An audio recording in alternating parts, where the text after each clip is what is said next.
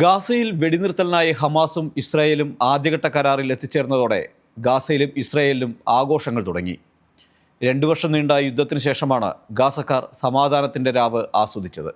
2023 October 7 Hamas ഇസ്രായേലിൽ കയറി ആക്രമണം നടത്തിയതിനു ശേഷം ഇന്നുവരെയും വെടിയൊച്ചകളും നിലവിളികളുടെയും ശബ്ദമല്ലാതെ മറ്റൊന്നും ഗാസയിൽ മുഴങ്ങിയിരുന്നില്ല.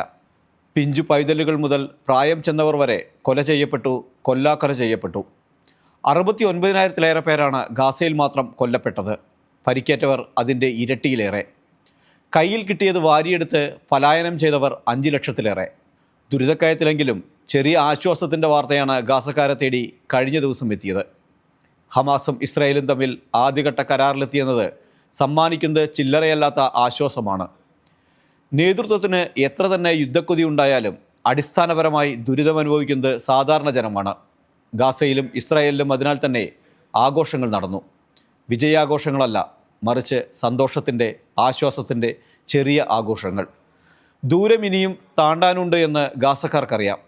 ബന്ദികളെ മോചിപ്പിക്കുന്നതിലോ മരിച്ചവരുടെ ഭൗതിക ശരീരങ്ങൾ കൈമാറുന്നതിലോ തീരുന്നില്ല എല്ലാം. പലായനം ചെയ്ത ഗാസക്കാരെ തിരികെ എത്തിക്കണം, അവരെ പുനരധിവസിപ്പിക്കണം, ഗാസയെ പുനർനിർമ്മിക്കണം. സ്വന്തം രാഷ്ട്രമെന്ന സ്വപ്നത്തിലേക്കുള്ള പാത ഇനിയും അവർക്ക് അകലെയാണ്. ആ ലക്ഷ്യത്തിലേക്കുള്ള ദൂരം എത്രയായാലും ഈ ദുരിതകാലത്തിന് ശേഷം പ്രതീക്ഷയുടെ ചെറു വെളിച്ചമാവുകയാണ് അവർക്ക് ഈ കരാർ.